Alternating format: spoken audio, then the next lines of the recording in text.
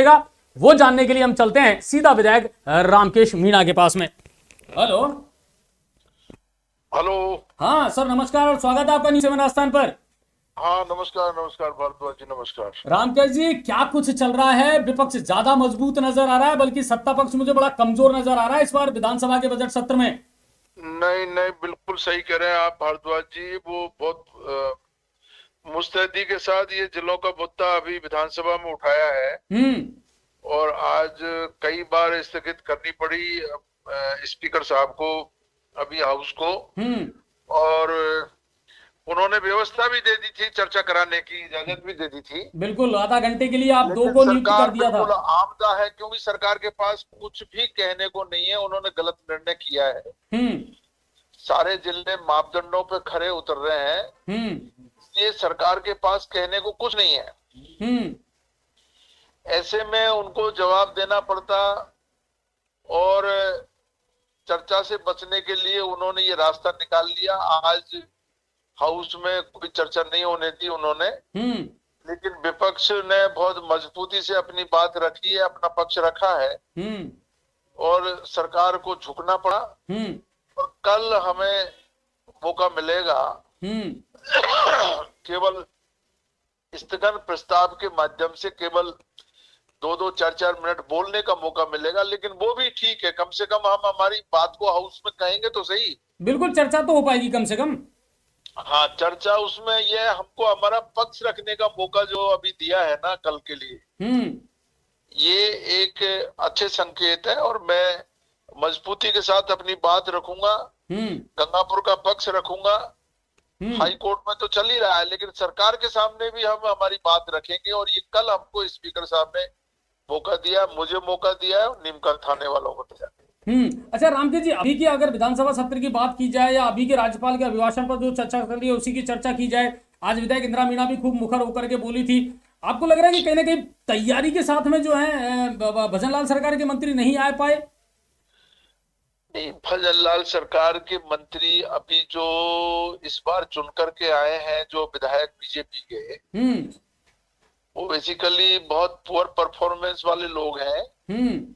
और कम पढ़े लिखे हैं। कोई उनमें अनुभवी आदमी सरकार की तरफ से है नहीं है। हम्म।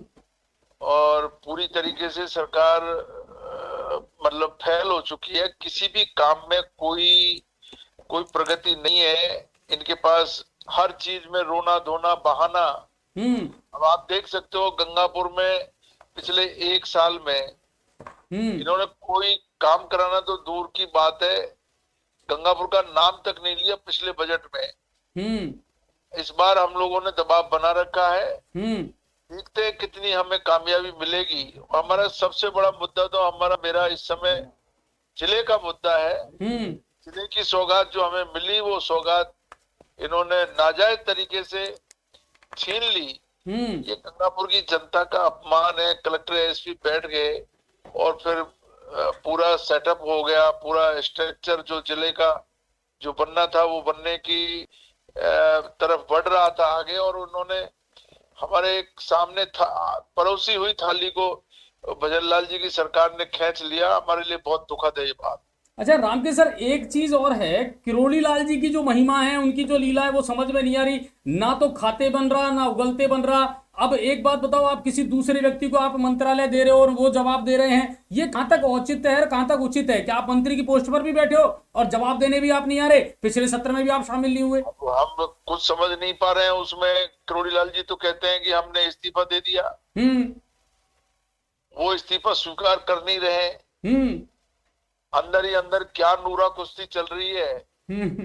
इसका किसी को कोई पता नहीं है। हम्म। किस बात को लेकर के झगड़ा है, किस मुद्दों पर जो है डिफरेंसेज है, हम्म। क्या इनके जो विचार है वो मिल नहीं रहे हैं। हम्म। तो ये मुद्दे अभी बाहर नहीं आ रहे। हम्म। अंदर ही अंदर खिचड़ी पक रही है। और अब देखते हैं, देखो क्या होता है। नहीं बिल्कुल, और कल की आपकी जो कार्रवाई है और जो चर्चा है उस पर हमारी भी नजर बनी रहेगी और हम भी उसको पूरा लाइव दिखाने का प्रयास करेंगे। और उम्मीद यही करते हैं कि देखिए, सरकार जनहित के मुद्दों पर अगर बातचीत करे, सार्थक बहस और कुछ निकल करके आए ना, तो जनता भी विधानसभा का जो सत्र है उसको देखती है सर। और फिर गलत तो मैसेज देखो जाता है। भारद्वाज जी, ये जो इन्होंने जो डिसीजन लिया है इसमें, हम्म। ये बिल्कुल गलत डिसीजन है। हम्म। इस समय अभी अभी जो ये 17 जिले बनाए हैं, हम्म। उससे पहले 7 जिले बने थे। हम्म। धौलपुर बना था, हम्म। करौली बना, हम्म। बारा बना था, हम्म। और प्रतापगढ़ को भी शामिल किया था। प्रतापगढ़, और ये जो लास्ट में प्रतापगढ़ बना हम्म। 2008 में। और करौली जब 97 में करौली बना था ना, हम्म। उस समय ये मुद्दा उठा था कि भाई ये छोटा जिला है, जनसंख्या कम है। हम्म। तो सरकार ने, कुम्भट साहब थे अपने राजस्व मंडल के अध्यक्ष, हम्म। तो कुम्भट साहब की अध्यक्षता में वित्त सचिव और गृह सचिव हम्म। दोनों को उसमें सदस्य बनाया था, और कुम्भट साहब की अध्यक्षता थी। इसमें एक कमेटी बनाई थी, उस कमेटी ने जो मापदंड तय किए थे, उस मापदंडों के आधार पर करौली को रजिस्ट्रेट किया। करौली को एक बार जो जिला बना करके जिले का दर्जा छीन लिया था, आपको याद हो तो। बिल्कुल सही है।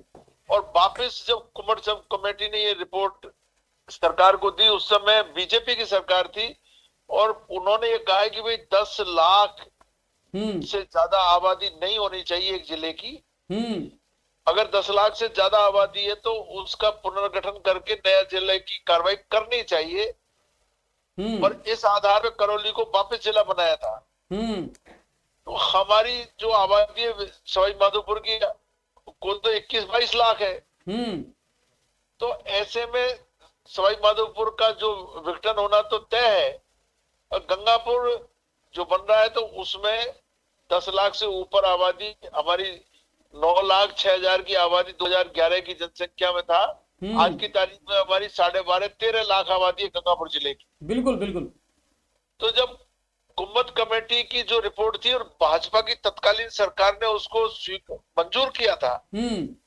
तो रामलोया कमेटी ने वो जो जिले बनाए उनको, और जो कुम्भज कमेटी की जो रिपोर्ट थी, परवेश चंद कमेटी की जो रिपोर्ट थी, उन रिपोर्ट के आधार पे उन्होंने जिलों का खाका खींचा है। हम्म। और ऐसे भी अगर हम देखें तो 1947 में 310 जिले थे पूरे देश में, 310। बिल्कुल। और आज 786 हो गए, हम्म। मतलब दुगने से भी ज्यादा। हम्म। तो राजस्थान की जनसंख्या 5 गुना बढ़ गई है, तो जिले तो दुगने भी नहीं हुए। अभी ये वैसे ही हल्ला कर रहे हैं, दुष्प्रचार कर रहे हैं, ज्यादा बना दिए, ज्यादा बने। अभी और भी जिले बनने की संभावना है, गुंजाइश है। सरकार को ये कह करके कोई पीछा नहीं छोड़ा सकता कि हमारे पास पैसे नहीं है। हम्म।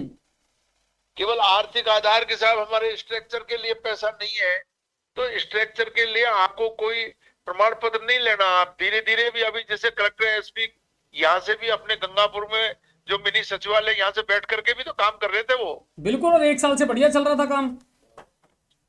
लॉ एंड ऑर्डर बहुत अच्छा हो गया था, अपराध कम हो गए थे, लोगों को सुविधाएं मिल रही थी।